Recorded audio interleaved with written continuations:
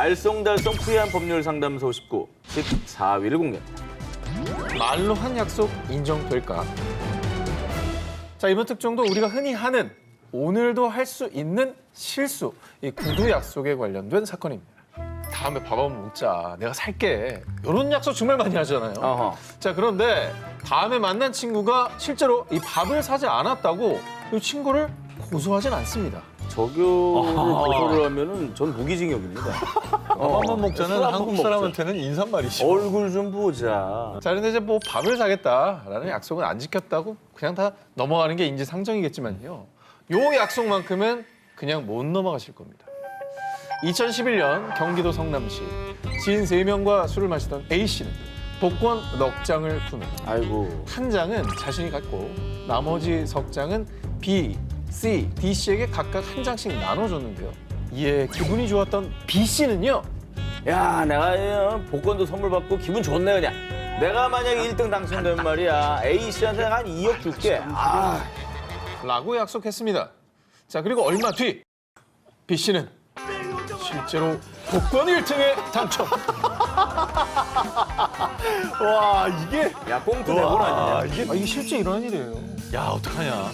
당첨금 무려 약 14억 300만 원을 수령했습니다. 그런데 막상 복권에 당첨된 B씨는 A씨에게 약속했던 2억 원이 아닌 8천만 원만 건넸습니다. 자, 그러자 A씨는요. 아니, 분명 나한테 2억 원 준다고 약속했잖아요. 약속을 지키라고! B씨를 상대로 약정금 청구 소송을 제기했습니다. 아유. 자, 이런 경우에 이 B씨는 A씨에 대해서 당첨금 분배에 대한 구두 약속을 지킬 의무가 있을까요? 저는 구두 약속이라도 지켜야 된다고 생각하는 게 저 자리에 증인들이 있어요. 맞아. 나도 들었어. 그리고 거의 뭐 녹취 수준의 증언 능력, 증거 능력이 있지 않을까. 아니, 저는 그냥 이렇게 그냥 술자리에서 했던 구두 약속을 굳이 다 지켜야 되는가. 아니, 8천만 원 줬으면 솔직히 No, 성의 줘야죠. 표시한 거 아니에요? 자, 과연 어땠을까요? 복권 당첨금을 나눠주겠다는 B씨의 구두 약속은 법적 효력이 있습니다. 서류가 아닌 말로 한 약속이라 해도 이 두 사람이 함께 동의했기 때문에 그 자체로 계약이 성립됩니다. 당연하지. 또 이를 입증할 수 있는 증거, 증인 등이 있다면 법적으로 효력을 인정받을 수 있는 겁니다. 실제로 법원은 B씨가 약속한 2억 원 중 지급하지 않은 나머지 금액 1억 2천만 원을 A씨에게 지급하라고 판결했습니다. 무섭다. 자, 그런데 말입니다. 이 상습적인 구두 약속으로 제작진에게 희망 고문을 한 범인이 바로 이 자리에도 있었습니다.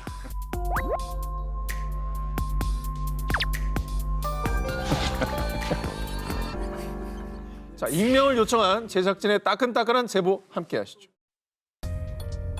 저희가 아이템을 다룰 때 정 기자님이 다른 방송에서 이걸 해봤으면은 나 이걸 해봤다 무슨 방송에 무슨 회차에서 이거 했으니까 자료화면으로 써라 내가 돈 줄게. 자기가 나온 방송 화면을 돈을 주고 사오면 자기가 돈을 주겠다. 하려면 돈을 주고 사야 되는 그리고 우린 다 증인이고 우린 다 동의한 거잖아요. 그리고 완벽하죠? 정 기자님이 나왔던 출연하셨던 부분을 돈 주고 사서 방송을 했는데 그럼. 돈을 본 적이 없습니다.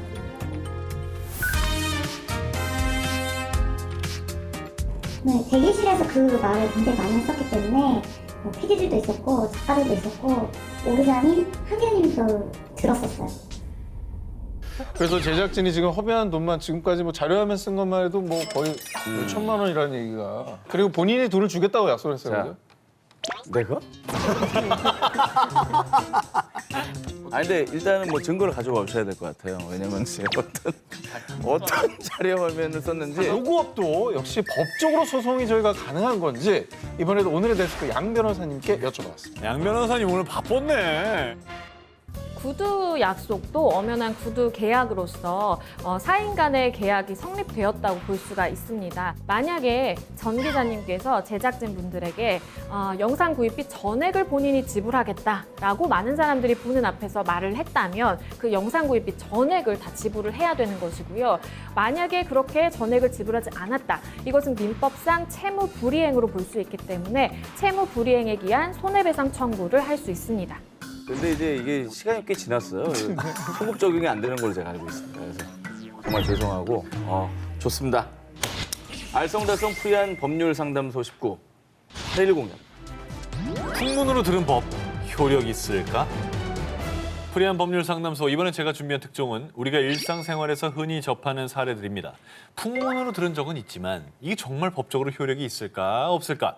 이 알쏭달쏭한 궁금증으로만 모아봤습니다. 먼저 첫 번째 궁금증 빠밤. 대학생 A씨는 친구들과 술을 마신 뒤 택시를 타고 귀가하다가 그만 실수로 택시 안에 구토를 했는데 아이고. 그런데 17만 원? 아유, 아저씨, 택시비가 왜 이렇게 많이 나왔어요? 아, 택시 토했잖아요. 토하면 15만 원 배상해야 되는 거 몰라요? 택시비 2만 원 나왔죠. 배상액 15만 원 있죠. 17만 원 주세요. 자신이 실수를 한 것은 맞지만 그 금액이 지나친 것 같다는 A씨. 택시기사가 요구한 배상액 15만 원은 법으로 정해진 금액일까요? 시, 도, 자치별로 조금씩 차이는 있습니다. 하지만 서울시의 택시 운송사업 운송약관에 따르면 차내 구토 등 오물 투기로 차량을 오염시킨 경우 15만 원 이내에 영업 손실 비용을 배상해야 한다라고 명시가 돼 있습니다. 어허. 하지만 이 택시 운송사업법 운송약관은 엄밀히 말하면 형사법적 강제력은 없습니다. 아. 한마디로 이 약관이 형사처벌의 근거가 되지는 못한다는 뜻이고요. 하지만 택시 기사와 손님 간의 다툼이 발생해서 민사소송까지 간다면 이 약관이 판단의 기준으로는 적용될 수 있습니다. 두 번째 궁금증, 전 기자처럼 아하. 쇼퍼홀릭들이 특히 궁금해할 만한 내용입니다. 인터넷 쇼핑몰에서 환불 불가라고 고지된 상품을 주문한 전 씨. 하지만 막상 제품을 받아보니 만족스럽지 못할 경우, 이런 경우 환불 받을 수 있습니다. 아. 전자상거래법 17조에 따라 물건을 수령한 날로부터 7일 이내면 환불 가능. 7일. 하지만 업체가 환불을 거절한다? 그때는 공정거래위원회에 신고할 수 있고요. 한국소비자원에서는 소비자와 판매자 사이의 분쟁을 조정해주는 제도를 운영하고 있습니다. 풍문으로만 들었던 법, 오늘 제대로 아셨으니 이제는 소비자의 당당한 권리 놓치지 않을 거예요. 알쏭달쏭 프리한 법률 상담소 19 3위를 공개합니다. 음주 측정 거부, 그 결과는 2016년 8월 11일 늦은 밤 경북 경산시 한 아파트 주차장에서 가벼운 접촉 사고가 발생. 당시 접촉 사고를 낸 지인을 대신해 조수석에 앉아있던 A씨가 운전석으로 자리를 옮겨서요. 직접 자동차를 운전해 30m가량 이동했는데요. 이후에 신고를 받고 출동한 경찰은요. 혹시 술 드셨습니까? 음주 측정 협조 부탁드립니다. 하지만 A씨는 음주 측정을 거부. 결국 A씨는 이 일로 면허가 취소됐습니다.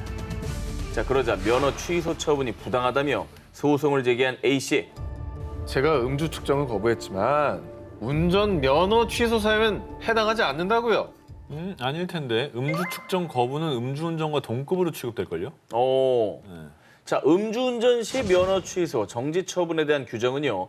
도로교통법에 규정되어 있습니다. 그 기준에 따라 도로가 아닌 곳에서의 음주운전, 음주 측정 거부에 대해서 운전면허 취소, 정지 처분은 부과할 수 없다라고 하는데요. 장소가 중요했구나. 그렇습니다. 우선 도로교통법상의 도로란 불특정 다수의 사람이나 차량이 통행할 수 있도록 공개된 장소를 가리킵니다. A씨는 아파트 주차장은 입주민만 드나들 수 있는 공간이기 때문에 도로교통법상의 도로가 아니라고 주장. 따라서 도로가 아닌 곳에서 음주 측정을 거부했기 때문에 면허 취소가 부당하다는 겁니다. 자, 그러니까 이 사건의 쟁점은 아파트 단지 내 주차장을 도로교통법상 도로로 볼 수가 있는지 여부였습니다. 애매하네.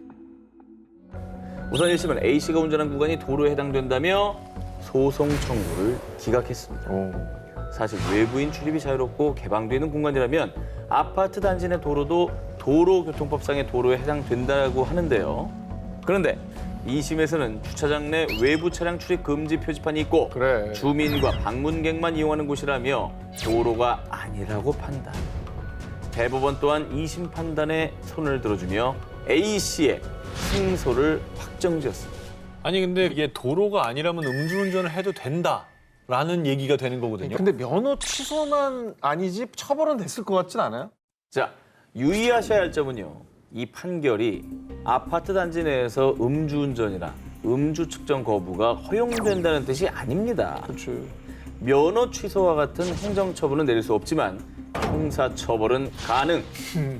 음주운전은 도로 여부를 떠나서 음주 상태에서 차량 운전석에 착석하면 무조건 처벌 대상입니다. 어디 있든. 그래서 늘 조심하시기 바랍니다. 알쏭달쏭 프리한 법률 상담소 19 2위를 공개합니다. 외도 증거 수집은 뭐뭐? 평생을 함께하기로 약속했던 배우자의 배신. 너무나 상처받고 피가 거꾸로 솟을 일인데요. 자, 그런데요. 배우자의 외도가 의심된다고 하더라도 지켜야 할 선이 있다고 합니다. 2018년 7월 A씨는 남편 B씨의 외도를 의심, 증거를 찾기 위해 남편의 휴대폰을 몰래 확인했습니다. 남편의 휴대폰 잠금을 풀어서 메신저를 확인한 결과 자기야, 우리 이번 주말에 여행 가는 거 맞지? 아니 당연하지. 와이프한테는 출장 간다고 거짓말했어. 빨리 우리 자기 보고 싶다. 사랑해. 충격을 받은 A씨는 남편이 다른 여성과 주고받은 메신저 대화창을 캡처해 자신의 휴대폰으로 전송했습니다. 대박이네요. 네. 대박이죠. 뭐 이게 제대로 걸렸네. 근데 너무 열받지만 증거가 안 됩니다. 통신 비밀 뭐 이런 법 있잖아. 네. 그런데 말입니다. 얼마 뒤 고소를 당한 사람은 남편 B씨가 아닌 A씨였습니다. 아내가 몰래 자신의 휴대폰을 훔쳐봤다는 사실을 알아챈 남편 B씨가 A씨를 정보통신망법 위반으로 고소한 것이지요. 정보통신망법은 누구든지 정당한 접근 권한 없이 또는 허용된 접근 권한을 넘어 정보통신망에 침입해서는 아니 된다라고 규정하고 있습니다. 이에 남편 B씨 측은 본인의 동의 없이 휴대폰 잠금을 해제한 아내 A씨의 행위가 정당한 권한 없이 정보통신망에 침입한 행위라고 주장을 한 것이죠. 아유, 진짜 뭐야. 하지만 A씨 측 변호인은 피고인의 행동은 외도를 한 남편이 잘못을 시인하게 만들어 가정의 행복을 지키기 위함이었습니다. 정보통신망법에 위반되는 행위였지만 실질적으로 위법이 아니라고 인정할 만한 특별한 사유가 있다고 주장했는데요. 그러나 법원은 이 주장을 받아들이지 않았습니다. 범죄 수사 등 필요한 경우에 한해 수사기관만이 전자정보를 수집할 수 있다는 게 이유였습니다. 다만 법원은 A씨가 초범이고 A씨와 피해자가 부부인 점, 또 범행에 이르게 된 경위 등을 참작해 벌금 100만 원을 선고했습니다. 이 사건처럼 배우자의 외도를 의심해 휴대폰을 몰래 보는 것뿐 아니라 배우자의 차나 사무실에 녹음 장치를 부착, 대화 내용을 녹취하는 행위도 역시나 불법입니다. 하지만 행위의 동기와 목적이 정당하다고 판단이 되면 예외로 간주됩니다. 그래서 무죄가 되기도 하죠. 아, 그래요? 이렇게 수집한 증거가 이혼 소송과 가사 소송에서는 상대방의 잘못을 입증하는 자료로 활용될 수도 있다고 합니다. 그건 그거고 저건 또 저거라고 그렇죠. 생각해주네. 알쏭달쏭 프리한 법률 상담소 19 18위와 1위 헤드라인 공개해 주세요.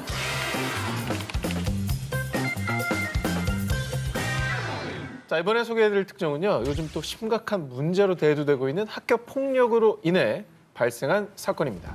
2017년 M씨는 초등학교 3학년의 딸 A양이 동급생 B양에게 따돌림을 당하고 있다는 사실을 알게 됐는데요. 이 B양은 친구들에게 A양을 험담하며 같이 놀지 말라고 한 것은 기본, 화장실이나 운동장에서 놀이 중 딸 A양을 수차례 따돌리는 등 무려 1년에 걸쳐 왕따를 주도했습니다.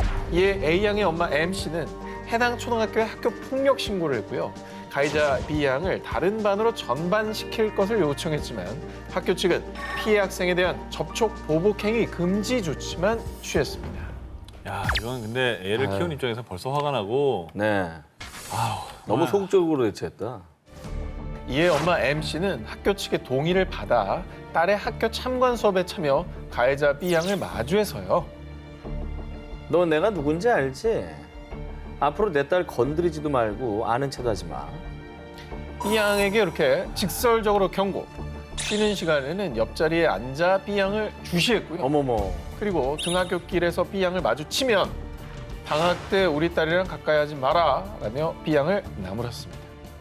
또 약 20명의 학부모들이 볼 수 있는 SNS 단체 채팅방에 들어간 상태에서 자신의 프로필 상태 메시지를 학교폭력법은 접촉 금지 이런 글과 함께 주먹 모양의 이모티콘을 설정해 놓았습니다. 근데 이거는 이 엄마의 마음은 이해가 되지만 이거는 엄마가 또 왕따를 한 거예요. 엄마가 걔를 왕따시켰어. 엄마가 이번엔 걔를 가해를 한 거예요. 이게 이에 B양은 자신의 어머니에게 학교에 가기 싫다며 호소. 아이고. 결국 학교폭력 피해자의 엄마였던 M씨는 정신건강 및 발달에 해를 끼치는 정서적 학대 행위를 했다는 아동복지법 위반 혐의로 기소가 됐고요. 아휴. SNS 프로필 상태 메시지를 빌미로 명예훼손 혐의까지 받았습니다. 자, 과연 법원의 판결은 어땠을까요? 100% 처벌받습니다, 이거. 엄마가 이게 더 심해요. 아까 한 건 동급생끼리의 서로의 괴롭힘인데 이거는 성인이 아동을 괴롭힌 거기 때문에 이거 처벌이 훨씬 세요. 이거. 저도 이제 웬만한 한 기자랑 다르게 좀 가려고 하고 있는데 네. 이건 유죄를 피할 수 없을 것 같습니다. 아하. 성인과 아동이기 때문에 이거는 치열한 법정 공방 끝에 대법원이 내린 판결. MC의 행동에는 다소 부적절한 측면이 있으나 현재의 위험을 초래할 정도의 행위는 아니다. SNS 프로필 상태 메시지 관련 명예훼손죄 역시 B양을 특정하지 않았기 때문에 성립되지 않는다. MC에 대한 혐의 모두 무죄. 전부 무죄가 나왔습니다. 세상에. MC 행동이 자칫 또 다른 제2차 가해가 될 수도 있었지만요. MC가 B양에게 경고를 하고 지켜봤을 뿐 선을 넘지는 않았기 때문에 나온 판결이었습니다. 아, 뭐 손을 대지 않았다 이거구나. 자, 그런데요. 이런 무죄 판례가 있다고 해서 학교 폭력 사건에 직접적으로 개입하다는 오히려 곤란한 일을 겪으실 수도 있습니다. 사실 이해됩니다. 내 아이가 학교 폭력 피해자다. 이거 선 넘지 않는다는 게 이게 더 어려운 일이에요. 얼마나 화가 납니까? 그러나 자칫하다가 이 피해자에서 가해자가 될 수도 있으니까요. 정말 조심하셔야 되고요. 자, 무엇보다 이렇게 피해자가 직접 나선 일이 없도록 학교에서 학교 폭력을 예방하고 또 발생했을 때 적절한 처벌을 해주시는 게 필요해 보입니다. 큰 재산이 아니더라도 삶을 마감하기 전에 유언장을 남겨놓는 분들 많으실 텐데요. 자, 그런데 자칫하다가는 생애 마지막 나의 말, 그 유언이 무효가 될 수도 있습니다. 아이고. 2008년 홍 씨는 건강이 악화되자 자필로 유언장을 작성했는데요. 나 홍길동은 다음과 같이 유언한다. 내 소유의 아파트를 나의 장남 홍아무개에게 금융자산 중 50억 원은 장학재단에 기부한다. 2008년 5월 2일 홍길동 친서 날인. 자, 이렇게 유언장을 작성하고 3년 뒤 세상을 떠난 홍 씨. 하지만 홍 씨가 작성한 유언장은 자녀들의 소송에 의해 무효 판결을 받았는데요. 자, 도대체 무엇이 문제였던 걸까요? 제가 볼 때는 법무사나 변호사의 공증이 안 돼 있고 또 하나는 내 소유의 아파트가 특정이 안 돼요. 저게 주소가 있어야 돼, 주소가. 유언에다가 그걸 다 집원까지 써야 됩니까? 그게 재산의 정확한 그거니까. 자, 일단 법적으로 인정되는 유언에는 자필 증서, 또 녹음, 공정 증서, 또 비밀 증서, 구수 증서 이렇게 5가지 방식이 있는데요. 자필 증서도 형식을 온전히 갖췄다면은 법적 효력을 갖습니다. 아, 공증 안 받아도 됩니까? 그렇습니다. 오. 그렇다면 이게 대체 뭐가 문제였느냐? 대한법률구조공단에서 제시하는 자필 증서에 의한 유언 증서 예시를 보여드립니다. 이게 양식이 있구나. 네, 양식이 있어요. 요 형식을 따라야지만 유언장이 법적 효력을 갖게 되는 겁니다. 자필로 써도. 그렇습니다. 자필 증서에는 필수 기재사항 5가지가 있어요. 바로 유언 내용과 또 유언을 작성한 연월일, 또 유언자의 성명 날인과 함께 중요한 것, 유언자의 주소를 기재해야 됩니다. 그런데 이 유언자의 주소가 빠져 있었던 겁니다. 그래서 저 유언장이 법적 효력을 갖추지 못하고 무효 판결을 받게 된 건데요. 유언장이 효력을 갖추기 위해서는 필수 기재사항을 반드시 작성을 해야 되고요. 유언 내용도 예를 들어서 뭐 서울시 뭐 상암 뭐 몇 번지 뭐 몇 호 이렇게 아파트를 나의 장남 홍아무개에 준다라고 좀 더 구체적으로 좀 정확하게 적는 게 확실하다고 합니다. 자필 증서 유언은요, 앞서 말씀드린 형식에 맞춰서 기재사항을 모두 작성했을 때 공증을 받지 않아도 유효한 겁니다. 그러니까 만약에 주소 뺐는데 공증을 받았다. 이러면 또 얘기가 달라질 수 있는 거죠. 네네. 자, 하지만 제3자의 인증을 받고 싶거나 좀 더 확실히 하고 싶다라는 분은 증인 2명이 참석한 가운데 공증인을 통해서 공증을 받으시면은 공정증서에 의한 유언으로 효력을 발생할 수 있다고 합니다.